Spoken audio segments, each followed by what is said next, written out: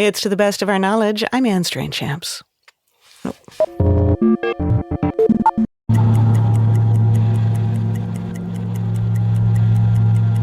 That's too long. Okay. Sorry about that. My chair creaked, so I'm going to do that again. I'm Anne Strainchamps, and this is To the Best of Our Knowledge. This is To the Best of Our Knowledge. Hi, everyone. It's Anne. It's Anne. It's Anne. Anne Strainchamps. I'll give you a take two on that. Retake. Welcome to the Best of Our Knowledge. To the Best of Our Knowledge. Okay. I'm going to give you that one again. I'm Anne Strainchamps, and this... Strainchamps. Segment one. You are listening. I'll do that once more. I'm going to do that one more. Slow down. Sorry this has taken so long. So here, I'll tell you the story that I was going to begin with, which is that 2 hours ago, I was sitting in front of my computer and I was trying to put my thoughts together for this conversation. And I was having a hard time focusing. And the minutes were ticking by and I was feeling increasingly anxious, kind of incompetent, panicky, ashamed, this whole tide of toxic emotions. And then I thought, well, maybe that's as good a place to begin as any. Yeah, I love that, especially because that's kind of how I started. This is Jenny Odell, a writer who knows what it's like to feel anxious about time. What's an example for you of time feeling painful? I mean, there's like the everyday granular sense, and then there's the big sense, right? Mm-hmm.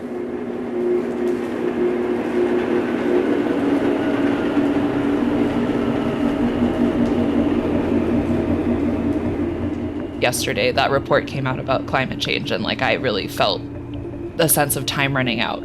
That's like a big sort of existential feeling. And then there's the very small everyday, which is like I'm someone who takes a lot of public transportation, and I feel like I'm always running after buses. I'm always running after buses and trains. And then I'm often thinking about the person who's waiting for me on the other side and how I'm wasting their time. Yeah. And I think about every minute of them sitting there waiting, Mm-hmm. I mean, I've had the same anxiety dream for my entire life, which is that I'm running out of time. Some version of I'm late or I'm not prepared for something. Time is my enemy. I think I first really noticed it after the 2016 election. I felt like my trains of thought were really short. There was this kind of urgency all the time, always needing to check in. There's an assumption that something has always happened in the few seconds that you've been away. You're always coming back and reacting and then checking back for more. And I also felt on a physical level like I was living in constant fight or flight, constantly sort of bracing for an impact that was going to come. That's an unsustainable way to live, It's actually really bad for you. I remember just thinking like this feels bad, and I want to try to find a way out of this. And I also want to understand why.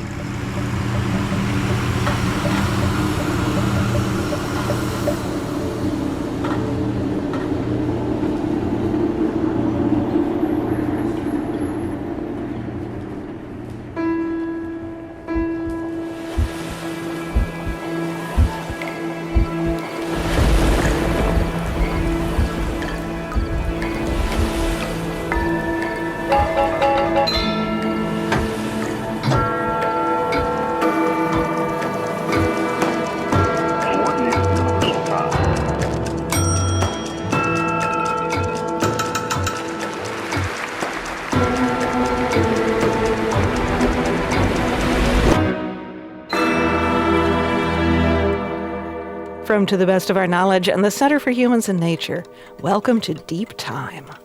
Episode 1, The Tyranny of Time.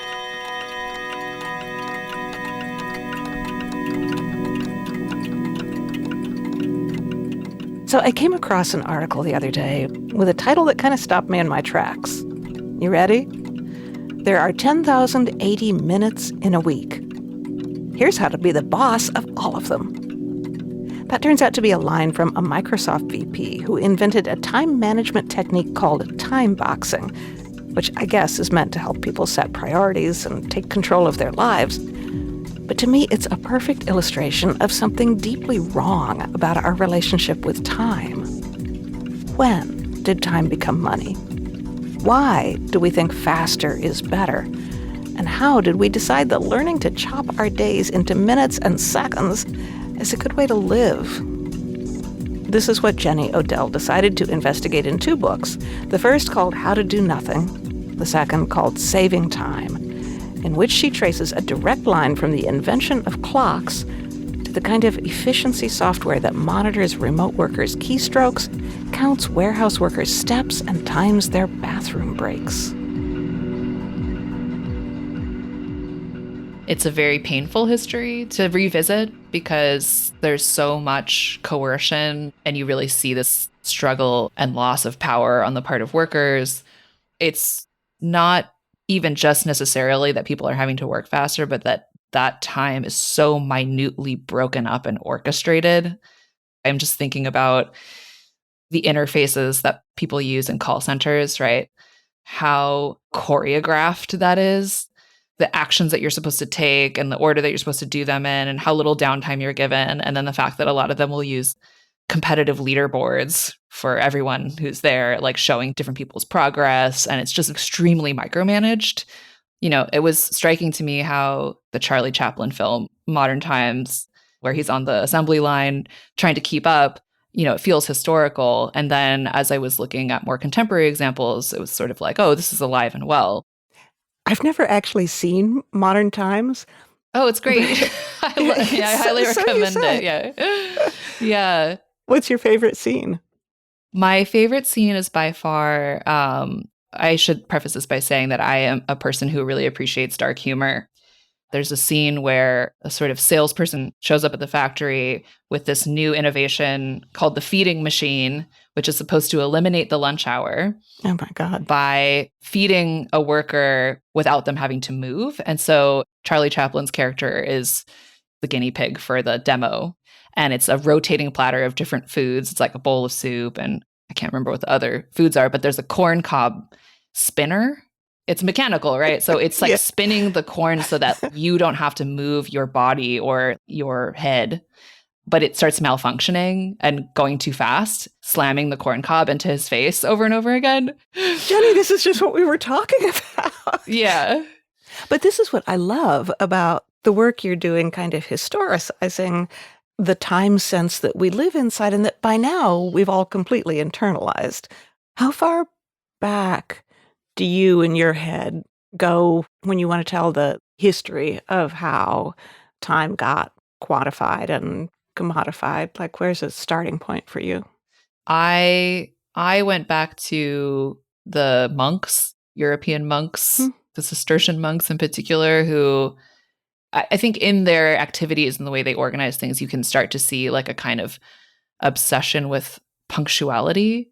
And it was very tied to the idea of labor hours, counting the hours of work that people were doing. You write some about how quantified time wound up getting exported around the world by colonists. Yeah, there's a really great account of that process that's specific to British colonies called the colonization of time. So you have European, or in this case, British colonists showing up with this idea that there is something morally good about the idea of regular work hours and a Sabbath punctuated week. And they look around and what they see is people who have no sense of time, this idea of the timeless native, right? But obviously there was like a fully formed sense of time there already that was just not what they thought of as being time. There's this amazing passage that he quotes. I think it's a missionary's daughter who's writing home to Britain saying, our clocks just arrived.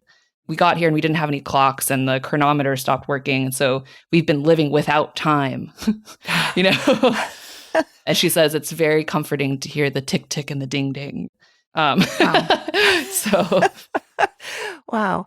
But it's fascinating how, I guess, morality is built into this sense of time around then too, because it's so linked to Christian missionaries. And if you see the rest of the world as unsaved, and you think you're showing up to save them with the Bible and the clock.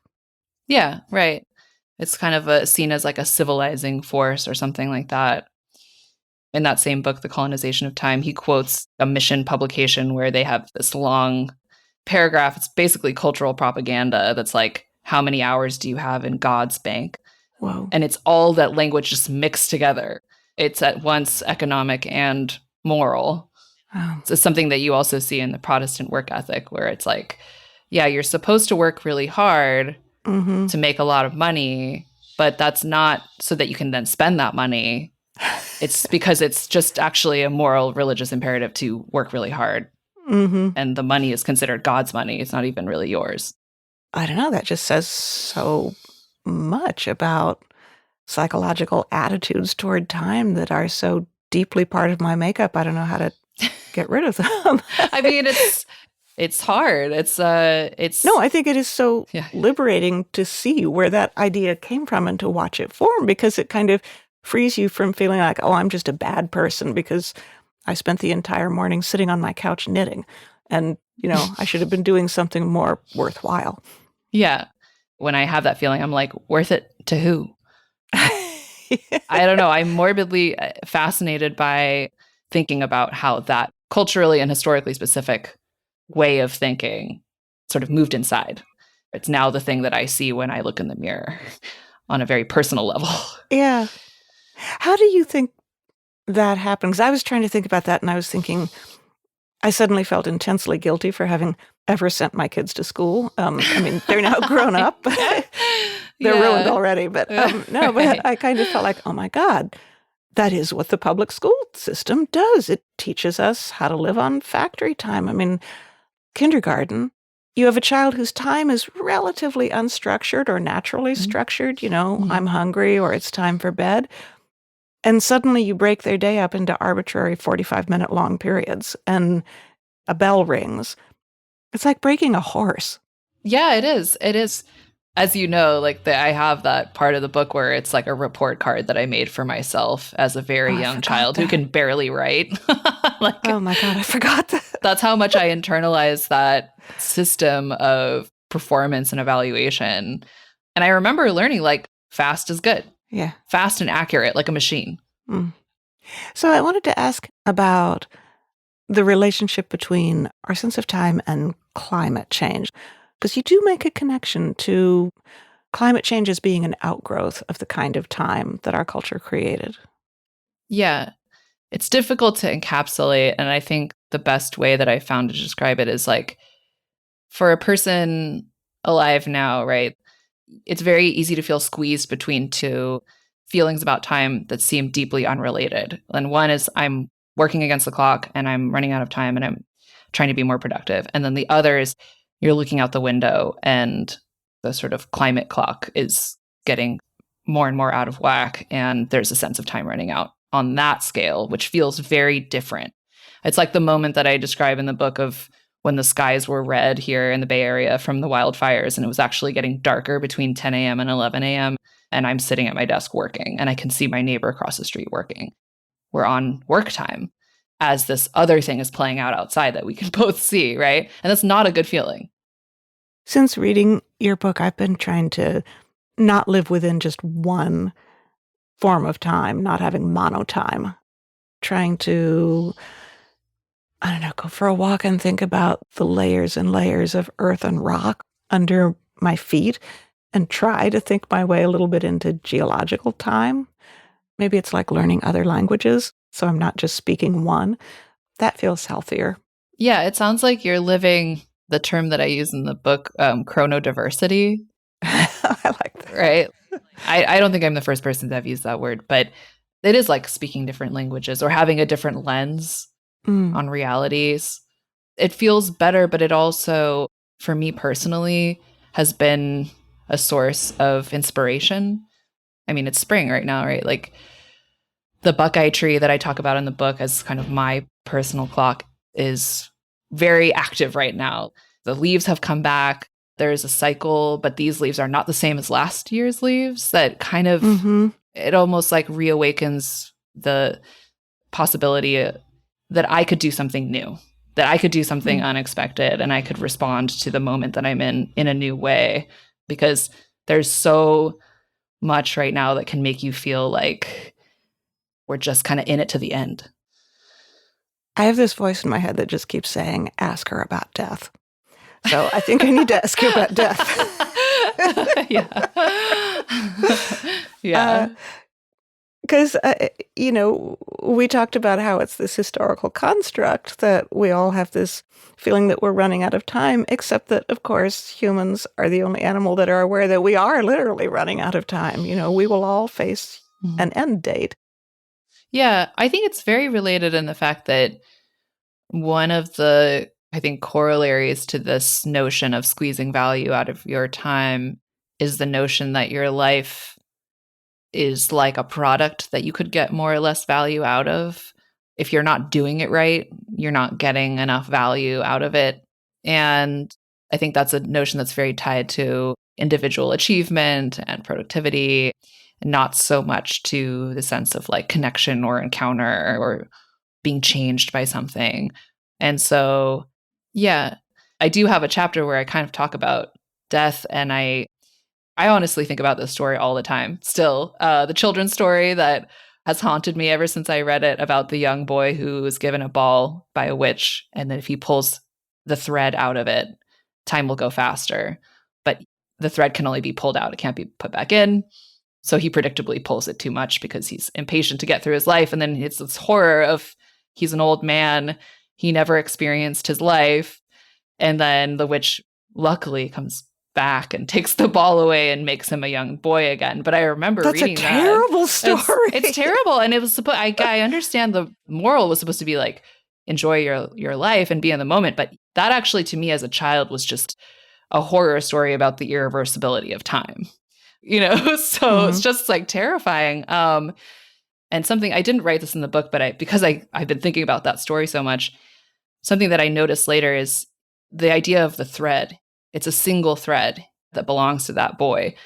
And if I try to imagine a utopian version of that story, it would be one in which there is no ball. It's just threads that are woven together, because that is actually the reality. My life leaves an impression on other lives leave impressions on mine. People who have passed away now live on in the way that I do things and the way that I think about things. And I think that's how I prefer to think about my life, as being very interwoven with these other lives.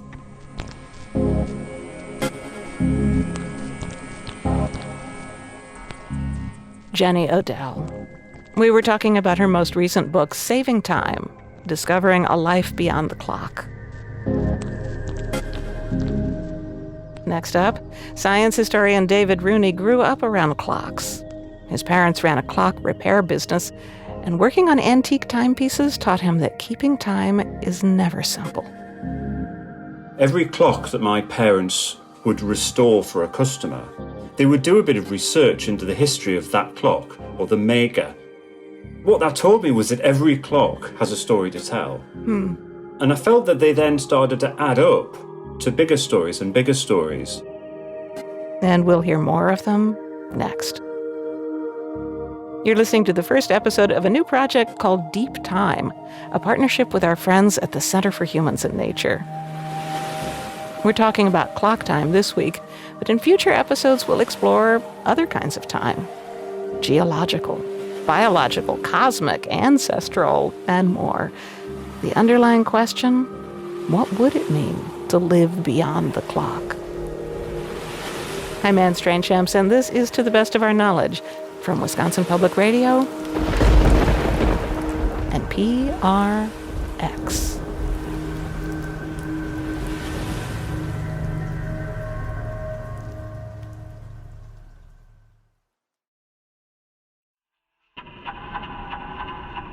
Welcome back to Deep Time. This is Episode 1, The Tyranny of Time.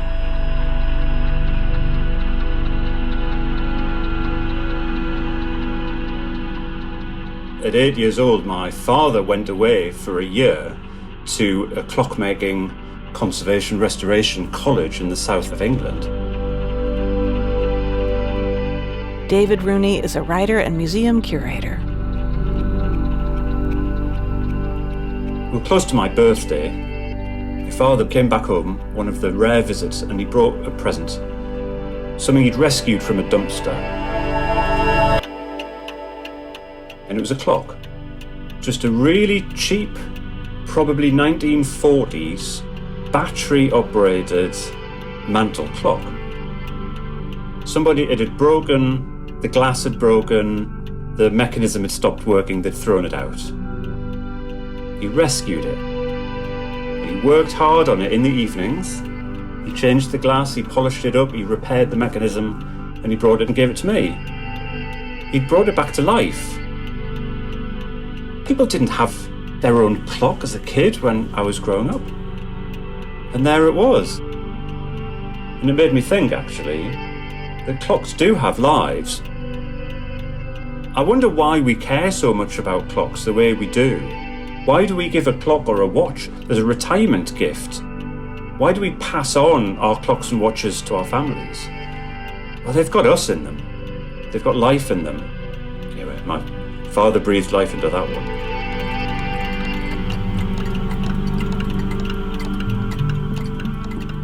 So most of the time, I would be away at school or I'd be in my room doing my homework. But, at weekends, I played a tiny role in the business. Now, we know that most mechanical clocks tick, right? There's a tick and there's a tock. But that ticking and tocking has to be even.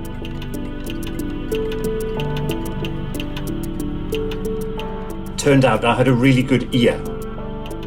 That the evenness of the tick was the same as the tock. And if it wasn't, the clock needed to be adjusted. And that was my job. That was the job my father gave me, was, right, I've set it up as well as I think, now you go and listen to it. Is the beat even? And I would listen to it, listen to it. It's tick-tock, tick-tock. Oh, I make an adjustment. Tick-tock, tick-tock, that's it, you've got it. What that meant was that I was getting really close to these remarkable devices, my ear right up to them. And that stayed with me, I guess. David Rooney has been listening to clocks and their stories ever since. He was a curator at the Royal Observatory in Greenwich, that's home of Greenwich Mean Time, and at the London Science Museum, and he's written one of the best books I know on the history of clocks. It's called About Time, in which he makes the case that from ancient sundials to satellites orbiting Earth, clocks have always been about one thing: power. Why are there clock towers in our towns and cities? Why might there be sundials on the wall of a church or in a public space? Why do we wear watches? Why are there clocks in our computers or on the office wall? I got very interested in ancient Rome. Really, it was ancient Rome, the Roman Republic and then the Roman Empire, that I think started to use clocks for the everyday control of the citizen. What happened? It was the year 263 BCE. Rome's military leaders had just won a decisive military victory on the island of Sicily, and they'd taken the city of Catania. Part of signalling the success was to bring treasures back to Rome, to show the Roman people that Rome had won. Often that would mean treasure. It would be gold and silver. But what the Roman military leaders did in 263 BCE was to bring a sundial from Catania. The military consul Manius Valerius Maximus had that sundial mounted on a tall column in the Roman Forum, at the heart of Rome, the most visible, the most politically powerful space in the entire Republic. The people of Rome hated this sundial. No, really? Yeah. Very quickly, more sundials were installed around Rome, and then soon enough across the Roman Republic. And there's an extraordinary quotation. The playwright made a character talk about how he felt about these new sundials arriving in Rome. These are the words of the people on the street right then. May the gods damn the man who first discovered the hours, who first set up a sundial here to cut and hack my day so wretchedly into small pieces. You know, when I was a boy, my stomach was the only sundial. It used to warn me to eat. But now, what there is isn't eaten unless the sun says so. In fact, this town is so stuffed with sundials that most people are crawling along, shriveled up with hunger. That is so contemporary. That could have been written yesterday in any office. Wow. Exactly. And so that idea of these clocks as being timekeepers which order our everyday lives hour by hour, and you have to obey them, you start to look at all clock towers and think, well, who has set these there? Governments, emperors, military leaders. You know, Big Ben was installed in the Palace of Westminster by the British government. Clock towers in India were built there by the British Raj ruling India. Clock towers built in the Ottoman Empire were put there by Ottoman leaders, and they were there to keep us in order to this day. And yet, time itself is a natural resource, surely. You know, it's an intrinsic essence of the universe, our birthright, even in the sense that we're all born with a lifespan. So how did time become a tool for rulers? It's interesting, isn't it? That on the one hand, time is absolutely natural. It's the rotation of the Earth, it's the orbits of the planets, and we're hardwired to those patterns of daylight and darkness and the passing of the seasons. But the way we experience time, it's so artificial, it's so human-made. And then I wanted to get behind why do those humans make them. Right. We've been talking about political rule, but some of the earliest clocks that you write about were linked to faith and were created by and for the church, which is also interesting. Our concept of faith and the universe of divinity and awe and the links between all of those. So, first of all, obviously, if you want to gather people together to pray at a particular time, you need a way of marking the liturgical cycle. But is that all? Why else do you think faith and timekeeping go together? In many ways, what they were doing was twofold. One was just automating a practice which already took place. So if you were already going to be striking a bell at certain times of the day or night to call people to prayer, then you might get a machine to do it for you. That's why the clock was invented in Europe in the 13th century. It's a mechanical bell ringer. It saves somebody having to stay up all night. Those were the simple devices, but the more complex devices that do go right back to the early Islamic period and definitely later was this idea of what you might call astronomical clocks, which could be highly complex, could be twice the height of a human, could be a giant clock mounted high on the wall of a cathedral, and it was showing the cycles, the movements of the heavenly bodies. Astronomical or astrological as well, bearing in mind that astrology was as important as religion. Everybody in Europe believed in a god, and everybody believed that movements of the heavenly bodies affected our lives here on Earth. So that's interesting. So these early clocks had an element, almost an oracular element to them. Absolutely. If you studied those clocks hard enough, it would tell you how to live your life for the next week, month, quarter, season, year, lifetime. What those clocks were doing was acting as human-made replicas of God's perfect universe, so that we can effectively worship it in our cathedrals or in our mosques. And I think what those clocks also did would have been to show you your very small part in that system. In other words, to say you are connected to everything else in the universe. So there was a kind of a moral sense here that shows you how you should act so as not to upset the rhythms of the universe, the functioning of the universe.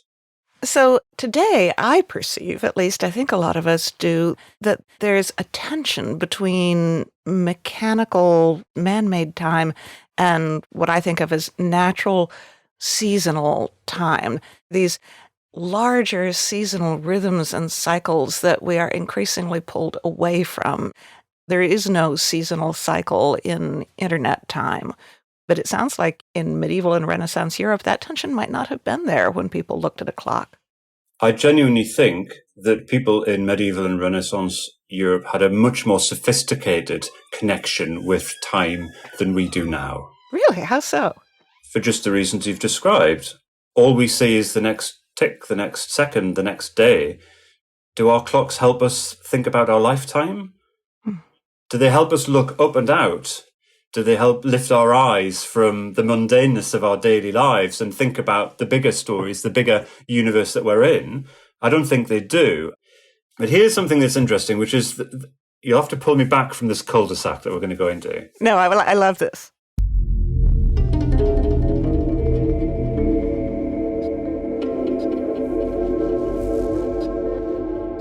We talk about hours. We divide the day into 24 hours, and that's been the case since ancient Egypt. 3,500 years, let's say. But it's not that simple. What is an hour? So there are two types of hour through history. You can divide the time between sunrise and sunset into 12 hours, and then the time between sunset and sunrise into 12 hours. And if you were keeping time because of your religion, where you might need to get up to pray at sunrise or sunset, then that's really important that you mark sunrise and sunset in your time system. But of course, the length of daylight varies through the year, right? Your day hours are going to be a different length from your night hours. And every day, the length of your day hours and the length of your night hours is going to change. Just a little bit. So an hour wasn't always... An hour was not fixed. Wow. An hour, in this unequal hours system as it was called, an hour was 1/12 of the time between sunrise and sunset. They flexed. At the same time, there was also the equal hours system, which is how we think of 24 hours, which is you divide the whole period of daylight and darkness into 24 equal hours. Wait, they had both at the same time? They had both at the same time, because if you were an astronomer, equal hours was what you needed. Daylight and darkness didn't matter when you're looking out at the stars. But if you were religious, keeping time for prayer, or if you were working in the fields and sunrise was important because it depended on when you sowed crops or when you fed the pigs, really important that you had these unequal hours. So you'd have those two systems in play in your society at the same time. Moreover, in many cases it would be the same person operating both systems in their head. The astronomer was the same as the priest.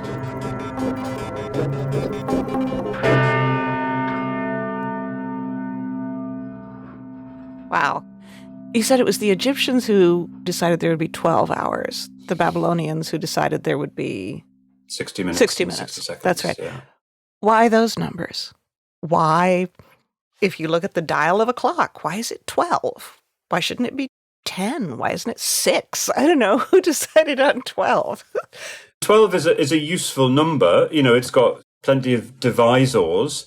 And then you look at the question of 60. Why is it 60 minutes and 60 seconds? And that was the Babylonians. And the answer there is that they already had a sophisticated numerical system, a mathematical system for manipulating numbers. And base 60, a sexagesimal system, is a really good system for manipulating numbers.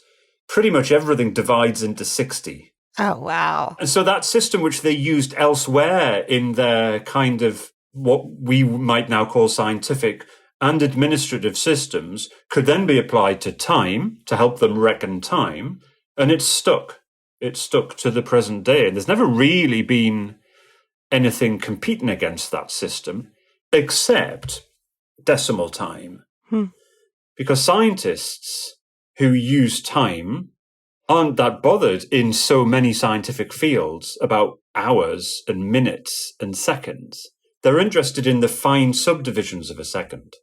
So if you're talking about a nanosecond or a millisecond or a microsecond, which is what clockmakers in the physics labs making the finest clocks on Earth today are talking about, It's dividing seconds into tens and hundreds and thousands and 10,000s and 100,000s. Oh, that's fascinating. Because that's the numerical system we use in the financial markets today, right? What's it called? HFT. Yes, high-frequency trading. Exactly that. Trading based on, I don't know, thousandths of a second. Much finer than that. Yeah, it's microseconds. And some high-frequency traders are trading at nanoseconds, billionths of a second scale. Billionth of a second. Oh, my gosh. I mean, those people are trading at the speed of light. The individual trades are usually very small. The profit on each is usually very small, but there are so many of them that they can build up into sizable profits. I think high-frequency trading is about 50% of the US financial trading markets. Oh, I had no idea. Yeah, it's a huge part. But this is such an extraordinary story when you think about the earliest clocks we were talking about to clocks that can not only time to the millionth of a second or the billionth of a second, but are synchronized across the entire globe. And then to think that the entire economy of the world's greatest empire at the moment, the United States, it depends on these clocks. And most of us aren't even aware they exist. And they're real clocks. They're things in physical boxes, right? Really? It's a real clock, which is going to be the size of a shoebox, but kind of half the height. And it's beating time. It's not beating time using a pendulum or a balance wheel. There's no gears, but it's beating time using what is the pacemaker of clocks these days, which is atoms. The beat kept by one cesium atom in the universe will be identical to the beat kept by every other cesium atom in the universe. So these clocks, real clocks in boxes, in data centers, are what modern capitalism is based on. But you know, the thing that I'm just kind of stunned by as you talk is that just as in the ancient past, our contemporary time, so highly technological, is still tied to nature.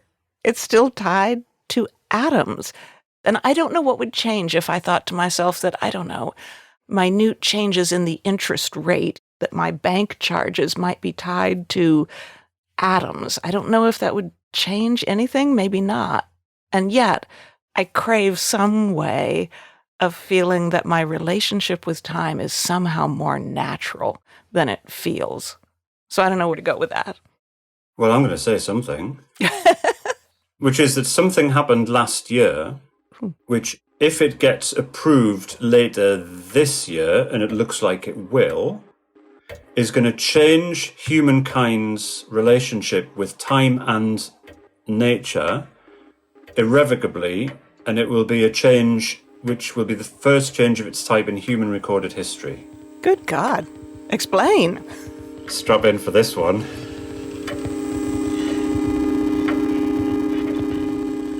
We'll be back with more from David Rooney. I'm Anne Strange-Champs, and this is episode 1 of Deep Time from To the Best of Our Knowledge. Brought to you by Wisconsin Public Radio and PRX. And we're back with David Rooney, picking up on the story of something new that is about to happen for the very first time in human history, something that will change our entire relationship with time and the universe.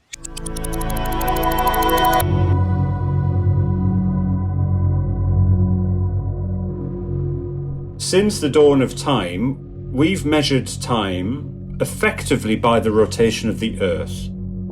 The sun's shadow, right? That's how we tell the time on a sundial. So when we see the shadow move, we're seeing the Earth move. When you see the same star in the same position in the sky twice, one rotation of Earth has happened. So whether we measure time using telescopes or sundials, we're measuring Earth rotation time. It was only in the late 20th century that we found a better way of keeping time. The first atomic clock was made at the National Physical Laboratory and has been used there since 1955 for the accurate measurement of time and frequency. The Earth isn't actually a very good timekeeper. It speeds up and slows down as it rotates. It wobbles a bit. It wobbles, but also the speed is complex. If you imagine that the liquid core of Earth is sloshing around over the internal rocky mantle, well, that sloshing around can't be modelled. And sometimes that causes drag, which slows the Earth down. A button is pressed, and the dial readings give the error of the working standard. A complete measurement takes a few minutes, and the result is accurate to 1 part in 10,000 million. Right, so Earth isn't a very good timekeeper. It turns out that atoms are. So, when in 1955, scientists in West London made the first successful atomic clock using cesium atoms, you've now got a clock more accurate than the rotating Earth. Far more accurately and far more easily than astronomical observations of the rotation of the Earth. And so now if I Google time.com, that connects me to an atomic clock, right? Everything on Earth now, all of the systems that require clock time to make cell phones work, to make computers work, to make Zoom work, they're all using time from atomic clocks. But this comes back to the point about nature.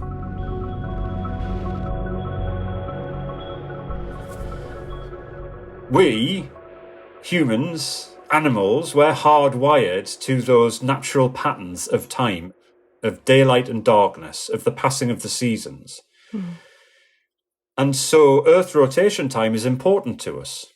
And we accepted that as well in the 1960s and 70s. So in the 1970s, a perfect compromise was enacted on the world, and it was called the leap second system, which said, look, we're going to use atomic clocks to keep time, but we're going to measure Earth rotation time using astronomy just as accurately as we always did. And if those two timescales look like they're moving apart by more than 9/10 of a second, or rather, if Earth rotation time is drifting away from the arrow-straight timekeeping of atomic clocks, then we'll insert what's called a leap second. We'll add a second into the timescale, which effectively brings everything back together again, and it ties Earth rotation time, time as we experience it, natural time, if you like, with the arrow-straight, uniform seconds of atomic clocks. So you get the benefits of both. How many leap seconds does one have to insert? I mean, how often do we insert a leap second? By convention, there are 2 days in any year when a leap second can be inserted. That's June 30th and December 31st. And it happens at midnight. So there are scientific bodies who are monitoring this all the time, and they can see, are we going to insert a leap second? Do we need to insert a leap second or not? So it's not even just some global time czar who sits in an office, Exactly. presses a button, and, bing, the leap second is inserted. But no, it sounds like it's an army of time administrators. There is a time czar who sits in their office just outside of Paris. Really? They're not pressing a button to change all the clocks. They're pressing a button which sends the email to everybody in the world who runs a clock system saying, on this date at this time, you are commanded to add a second into your timescale. There's a giant industry of Earth rotation time measurement all around the world, and also on the moon, by the way.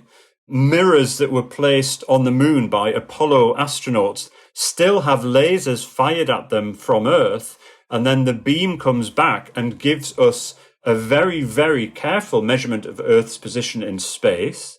And then all of that is brought together in an office just outside of Paris. Can't remember what it's called. But that's fantastic. This is one. Have you been there?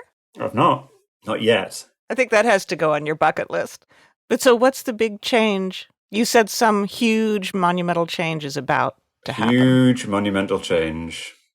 There's been agitation to abolish the leap second system for years now. It's really annoying if you run a clock system And there's some uncertainty usually around midnight as to how your system might handle the leap second. Also an awful lot of room for human error. Right, there's so much room for human error. Every time there's a leap second, there's usually some news story the next day that an airline booking system shut down for 10 hours because it didn't handle the time change or whatever. Oh. So there's been agitation to abolish it for many years. And last year, at a conference, it was decided that, subject to ratification this year, 2023, it will be abolished. The reason why this is big, if the time on our clocks is derived entirely from atomic clocks, nothing to do with Earth's position in space, nothing to do with the movement of the stars overhead or the sun. It'll be the first time in human recorded history that that's been the case. And so for the first time, the time we keep every day when you and I arrange to meet at this particular time, that time will not be tethered to the Earth. No, not at all. Except that it's tethered to cesium atoms, which are part of the Earth. But it's not how we experience time as animals. In other words, those temporal patterns of daylight and darkness, the diurnal patterns, our body clocks. Our body clocks aren't tied to cesium atoms. They're tied to those external natural cues which keep our body clocks in sync. And, this is going to be a tiny effect. We're talking about, like a second every year or two? It doesn't matter really, does it? Especially as we're happy to move our clocks 1 hour away from what you might call true time every year for daylight saving. Yeah. But I think there's this cultural value in keeping that connection with how we've measured time since humans first realized that lengths of shadows change and directions of shadows change. To cut that link in the name of efficiency seems to be a bold step. Yeah. Perhaps an unfortunate one. It's funny, I was thinking of clocks as the things that anchor us in time, as in some ways kind of a negative, as our jailers, our overlords, taskmasters. But now I'm thinking that feeling of being anchored in time is also cuts a different way. It's also a feeling of being rooted. I agree. And I think time is complex. There are no kind of easy answers or either ors. Yeah. Time can be our jailer, but it can also be our emancipation. It can free us as well as it can tyrannize us. But I certainly think that what we've been doing over the last centuries and then accelerating to the last decades, and with this leap second change, we're turning our back on the universe. We're turning our back on those temporal cycles, which have always meant something to us. When we were talking about those astronomical clocks in Prague or Strasbourg or in the mosques and madrasas of the medieval world, those were very physical, big reminders of our place in the universe and in time. And you could see them. You were forced to see them. You prayed beneath them. You walked past them in the street. We've been turning our back on that ever since. With standardization of time and with the increasing hiddenness of clocks, the fact that those clocks in those data centers which make capitalism work, well, none of us have ever seen them, hardly know they're there. We certainly don't really care about them as a society, but look how important they are in our society. Well, this is quite new. It's quite new that these clocks, which have such profound effects on our lives, not just in financial trading, but every aspect of our lives, are more and more hidden to us. I guess that's one of the reasons why I wrote the book, because I wanted to kind of shine a light into those hidden corners a little bit. It has been such a pleasure talking with you. We have only scratched the surface of what you wrote about in your book.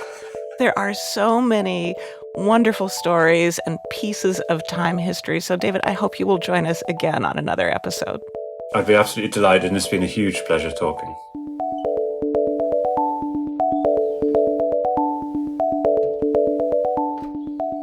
David Rooney is the author of About Time, A History of Civilization in 12 Clocks. He's a former curator at the Royal Observatory in Greenwich and the London Science Museum, and he served on the Council of the Antiquary and Horological Society. the worshipful company of clockmakers and the Clockmakers Museum, which is the oldest clock and watch museum in the world. In other words, he knows his clocks. And this was the first episode of Deep Time, a new project we're launching together with our friends at the Center for Humans and Nature and with generous support from the Calliopeia Foundation. It's a conversation that's just beginning, an exploration of the many other kinds of time in our lives. Geological, biological, cosmic, ancestral. We'll be bringing you new episodes as we produce them. You can find out more and share your thoughts and suggestions at ttbook.org/deeptime. To the Best of Our Knowledge is produced by Angelo Bautista, Shannon Henry Kleiber, and Charles Monroe Kane. Mark Rickers is our digital producer. Joe Hartke is our technical director and sound designer, with help from Sarah Hopeful. Music this week thanks to Anna Moya, Darkslider, Nine, Noel Griffin, PC3, Spuntic, and Stellar Drone. The executive producer of To the Best of Our Knowledge is Steve Paulson. I'm Anne Strange Champs, and thanks to you for listening.